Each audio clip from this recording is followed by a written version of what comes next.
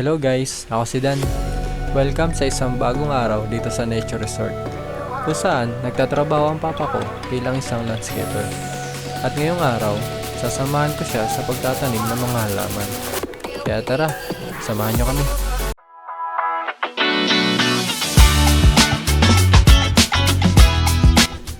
Una, kailangan muna nating ihanda ang mga halaman. Dito, makikita nyo ako habang naghahakot ng mga itatanim namin.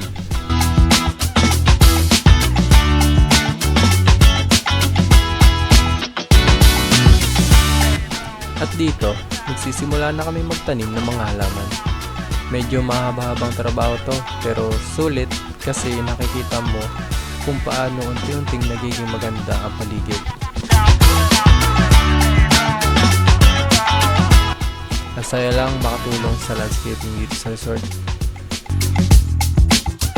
Siyempre, andyan din si Papa na mas sanay na sa ganitong trabaho. Siya talaga ang nagtuturo at gumagabay sa akin habang tumutulong ako sa kanya dito sa resort.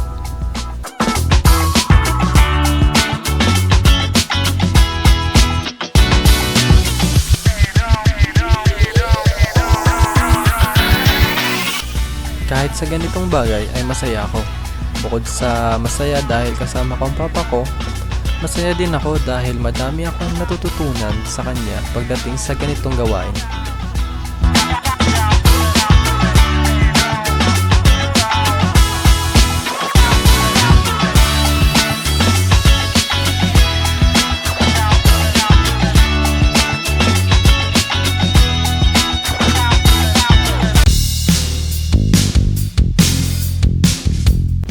Kahit simple lang, kailangan ng tiyaga at tamang proseso para tumagal at lumago na maayos ang mga halaman.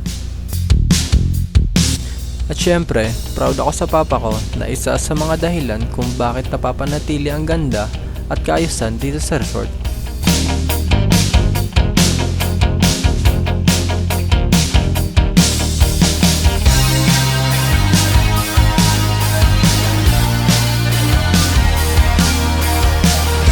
At ito na nga ang mga naitanim namin.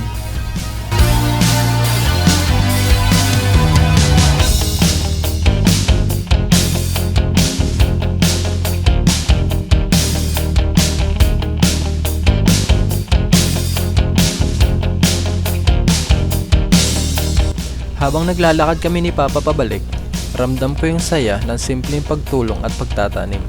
Minsan, dito mo lang makikita kung gaano kasarap ang simpleng buhay. At bago tayo magtapos, hayaan nyo munang ipasilip ko sa inyo ang kagandahan ng buong resort. Tara, sabay-sabay natin i-enjoy ang tanawin.